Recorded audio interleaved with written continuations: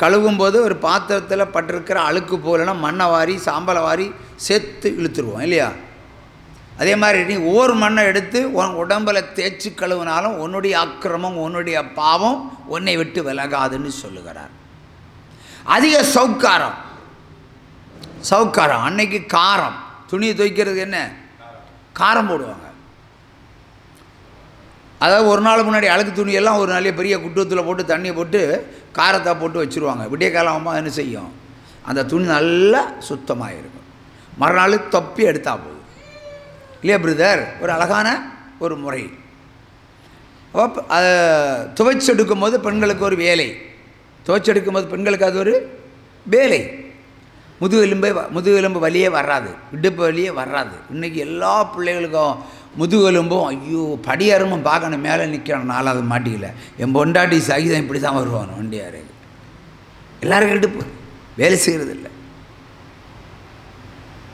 குனிந்து நிமிர்ந்து வேலை செஞ்சாதான் அது ஒரு அழகு. இங்கே வேதம் சொன்ன அதிக சவுக்காரத்தை போட்டு நீ உடம்பை தேய்ச்சி கழுவுனாலும் சரி உன்னுடைய பாவம் கரையவில்லை. உன் பாவம் அக்கிரமம் எனக்கு முன்பாக நிற்கிறது. அவை உன்னுடைய பாவம் அக்கிரமம் கழுவப்படுவதற்கு வேதவசனம் இருக்கிறது. லேவியராகமம் 19:22, எபிரேயர் 5:1. யாராவது பின்பற்றுவீர்களா? பின்பற்ற மாட்டீங்க. உங்களுடைய அக்கிரமத்துக்கும் பாவத்திற்கும் பரிகாரம் இருக்குது. யாராவது செய்வாங்களா? செய்ய முன் வர மாட்டாங்க. அப்படியானால் இயேசு கிறிஸ்துவை ஏற்றுக்கொள்கிறீர்கள் என்கிறீர்கள், ஆனால் இந்த வசனத்தை ஏற்றுக்கொள்ளாமல் போனால், நான் இப்போ சொன்ன அந்த வேத வசனத்தை ஏற்றுக்கொள்ளாமல் போனால் நீங்கள் பொய்யர் தானே, கீழ்ப்படியாதவர்கள் தானே, கேட்கிறவர்கள் மாத்திரம்தான், கேட்ட நடக்கிறவர்கள் அல்ல. உற்சாம கையை தட்டலாம். அல்லேலூயா. அவன் 2 பேதுரு 2:14 என்ன சொல்லுகிறது? நீங்கள் சாபத்தினுடைய பிள்ளைகள். கீழ்ப்படியாத பிள்ளைகளுக்கு பேர் என்ன? நீங்கள் சாபத்தின் பிள்ளைகள் என ஆண்டவர் கடிந்து பேசுகிறார். வாசிப்போம்.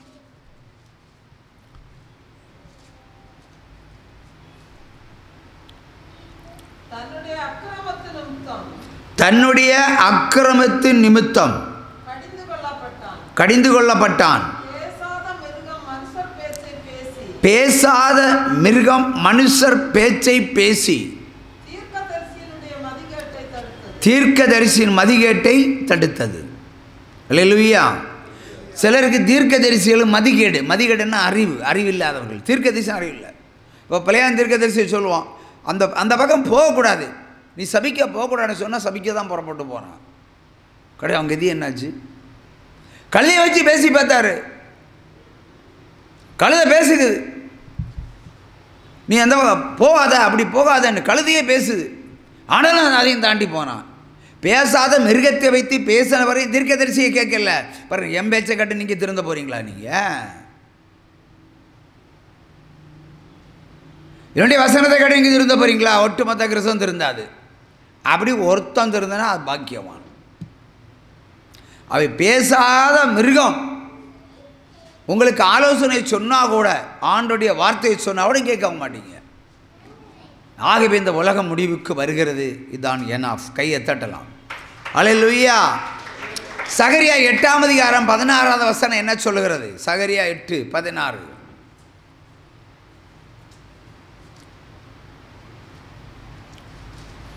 சகரியா 8:16.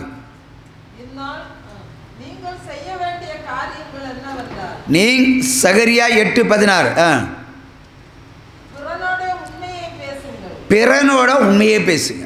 ஒரே கண்டிஷன், ஒரே கட்டளை, பிறர் இடத்துல உண்மை பேசுங்க.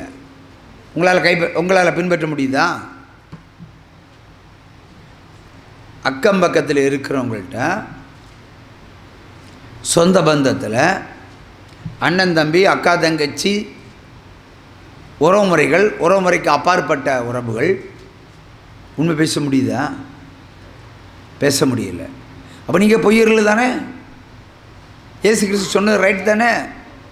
நீங்கள் உண்மை பேசலைன்னா பரலோகத்துக்கு போக முடியாது. பரலோகத்துக்கு போக முடியாது. ஒரு சும்மா கையை தட்டலாம். அல்லேலூயா. எரேமியா 4:22 வசனம் என்ன சொல்லுகிறது? எரேமியா 4:22 வசனம்.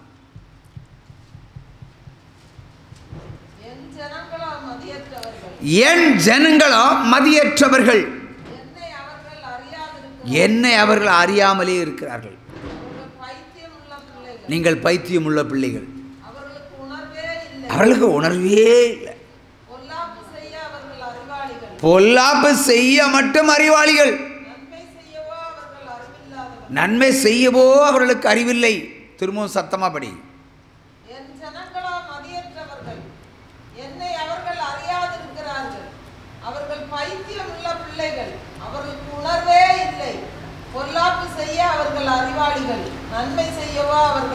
அல்லேலூயா. பிள்ளைகளுக்கெல்லாம் கற்றுக் கொடுக்க வேண்டிய வேத வசனம். வேதத்தை அறியலைன்னா நீங்கள் பைத்தியம் பிடித்தவர்கள், உண்மை பேசலைன்னா பைத்தியம் பிடித்தவர்கள். பொல்லாப்பு செய்யக்கு மட்டும் அறிவு இருக்குது, பிறருக்கு தீங்கு இழைப்பதற்கு அறிவு இருக்குது, பிறருக்கு மந்திரம் வைப்பதற்கு அறிவு இருக்குது, நன்மை செய்வதற்கு அறிவில்லை. இது ஆண்டவருடைய குற்றச்சாட்டு. ஆகவே இந்த லிஸ்ட்டில் நீங்கள் இருக்கீங்களான்னு பாருங்கள். இந்த லிஸ்ட்டில் நீங்கள் இருக்கீங்கன்னா பரலோகத்து கிடையாது. திரும்ப ஒரு முறை சத்தமாக வாசி. என் ஜனங்களோ மதியற்றவர்கள். அதாவது என்ன சொல்லுகிறார்?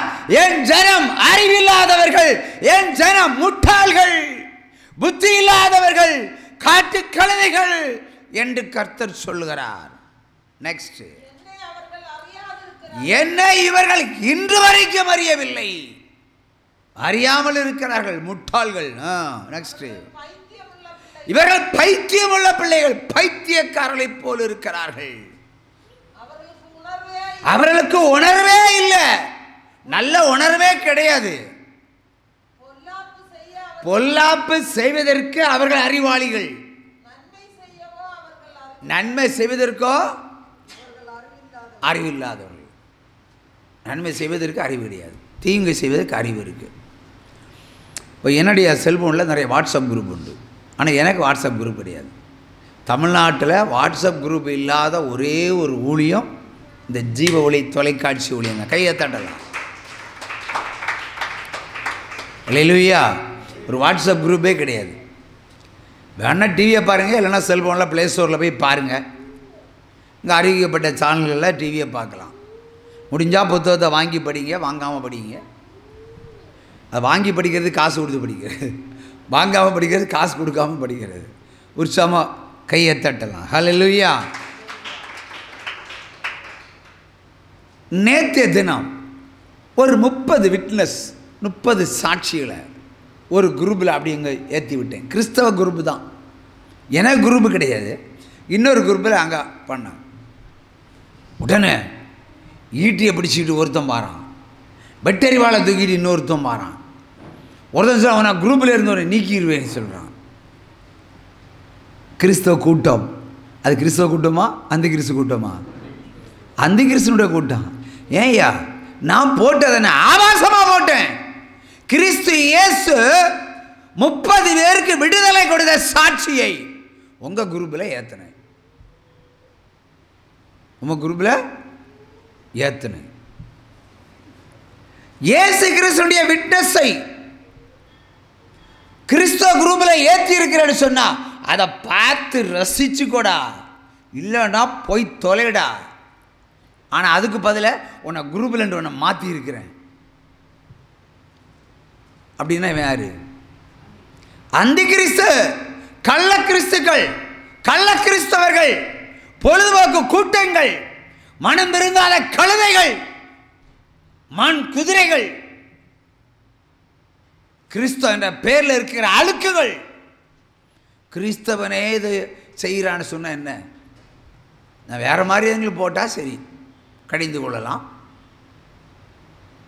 இயேசு கிறிஸ்துனுடைய சத்தியத்தை பிரசங்கம் பண்ண முடியல, சொல்ல முடியாது. நான் இத்தனை காலம் போட மாட்டேன் அந்த குரூப்பில், நம்முடைய விசுவாசிகளுக்கு மட்டும்தான் போடுவேன்.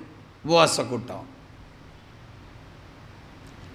ஒரு நாள் போட்டதுக்கு இப்படி அவள் எல்லா குரூப்லையும் சேர்த்து விட்டா. நான் பார்த்தேன் எல்லா குரூப்லையும் எனக்கு பேரை சேர்த்து வச்சுருக்கவெல்லாம் நான் டெலீட் பண்ணி விட்டேன். போ நீங்களே வச்சு அழுங்கன்னு. இப்படிப்பட்ட கள்ள கிறிஸ்துக்கள், கள்ள கிறிஸ்தவர்கள், பொழுதுபோக்கு கூட்டங்கள் இருக்கிறாங்கன்னா அந்த கிறிஸ்துகள் தான் தேசம் எங்கும் பரவி கிடக்கிறது. சமகையை தடலாம். எல்லாம் பொறாமை பிடிச்சவங்க. ஏன்னா இந்த ஊழியத்தில் இவ்வளோ அற்புதமா, எங்கள் ஊழியங்கள் இப்படி இல்லையே, இவனை போட்டால் எல்லாரும் என்ன பின்பற்றிடுவார்கள், ஆனால் என்னை பின்பற்றுகிறவன் பரலோகத்தில் போய் சேருவான். ஜீவாவளியை பின்பற்றுகிறவர் பரலோகத்தில் பிரவேசிப்பான், எந்த சந்தேகமும் வேண்டாம். அல்லேலூயா. பின்பற்றாதவன் நரகத்திலும் பிரவேசிப்பான். இப்போ கள்ள கிறிஸ்துவ கூட்டங்க தான் நிறைய இருக்குது. அவங்களுக்கு வாட்ஸ்அப்பில் வச்சு மாறி மாறி விமர்சனம் பண்ணிகிட்டே இருப்பாங்க. வேத வசனத்தை சரியாக புரிந்து கொள்ளாமல் தெரிந்து கொள்ளாமல் மாறி மாறி கிரிட்டிசைஸ் பண்ணிக்கிட்டு இருக்க ஒரு கூட்டங்கள் நிறைய குரூப்பு, அது கிறிஸ்தவ குரூப்பு தான். வெளியே வந்து நீ குரூப்பில் ஹீரோ, வெளியே வந்து 4 பேருக்கு சுவிசேஷம் சொல்ல முடியுமா? ஒன்னால கிடையாது.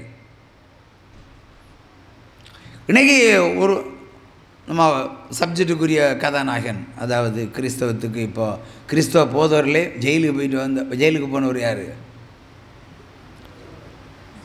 ஜான் ஜோபராஜ். எத்தனை ஊழியக்காரை விமர்சிக்கிறார். பிரபலமான அகத்தியன் கூட விமர்சிக்கிறான். எவனுக்காவது யோக்கியதற்கு அவனை பேசுவதற்கு கிடையாது.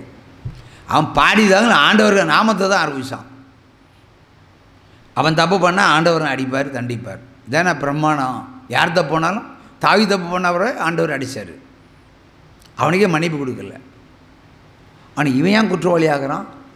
இப்போ பார்த்தாலும் அடங்கலை, விமர்சனம் பண்ணிக்கிட்டே இருக்காங்க. அது முதுகெலும்பில்லாத கிறிஸ்தவர்கள், அந்தி கிறிஸ்துக்கள், யூடியூப்பில் மட்டும் ஹீரோ. வெளியே வந்து 4 பேருக்கு சுவிசேஷம் சொல்ல எவ்வளோ கஷ்டம்னு தெரியும். இப்போ நான் ஒரு நபருக்கு ஒரு பேயை ஓட்டுறேன்னா, ஒரு பேயில் 1000 பேயை ஓட்டுவேன். 1000 பேய்களை அக்னியில் போட்டுட்டு தான் வெளியே வருவேன். இந்த பக்கம் போ, அந்த பக்கம் போன்னு சொல்கிற ஊழியம் அல்ல இது. அப்பால் போ சாத்தான்னு சொல்கிற ஊழியம் அல்ல இது. வடக்கு புறம் போய் திரும்பி தெற்கு புறமாக உள்ள வர்ற ஊழியம் அல்ல. என்கிட்ட அந்த எந்த சாத்தான் தப்ப முடியாது, தேவரை தப்ப முடியாது. பிடிச்சி கட்டி அக்கினில் போட்டுட்டு தான் திரும்புவேன். ஆனால் மொத்த அம்புகளை என்னை தைக்கும். ஒரு நபருக்கு ஊழியம் செய்தால் அதுக்கப்புறம் என்ன செய்யும்? அடித்து அழித்தவனை தான் அதை சோதிக்கும். நீங்கள் ஈஸியாக வெளியேறி போயிடுவீங்க. பாடுங்களுக்கு அவை ஊழியக்காரர்கள் நிறைய பாடுகளுடைய சொந்தக்காரர்கள், நிறைய பாடுகளுடைய அவதாரங்கள் ஊழியக்காரர்கள். அது எந்த ஊழியக்காரர்களையும் ஒருவரும் விமர்சிக்க கூடாது. ஆனால் விமர்சிக்கிறாங்க அந்தி கிறிஸ்துக்கள். யார் அந்த அந்தி கிறிஸ்து? அது அவர்களுக்கே தெரியாது. அவரவர்கள் பாக்கெட்லேயே அந்தி கிறிஸ்து வச்சுக்கிட்டு இருக்காங்க. அவரவர் அந்தி கிறிஸ்துவாகவே வாழ்ந்துட்டு இருக்காங்க. இதிலிருந்து வெளியே வர்றது ரொம்ப கஷ்டம். நானே சொல்லுவேன், அந்தி கிறிஸ்து உள்ளே நுழைஞ்சா வெளியே வர்றது ரொம்ப கஷ்டம்.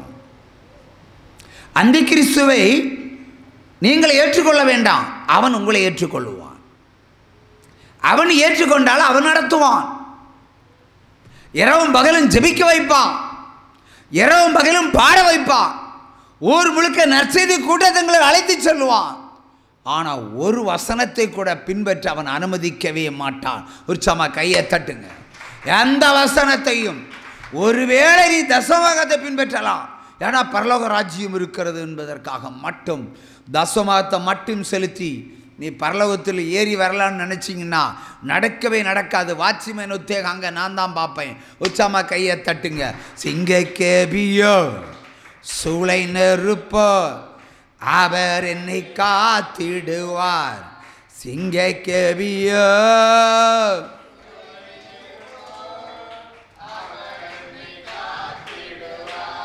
அவரே என்னை காண்பவர், அவரே என்னை காண்பவர்.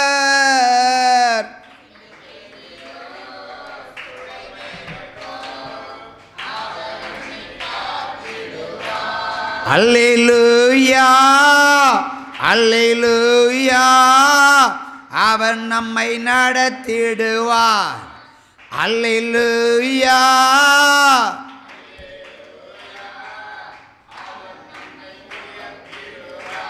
அல்லேலூயா அல்லேலூயா, அல்லேலூயா. யோவான் 7ஆம் அதிகாரம் 49வது வசனம்.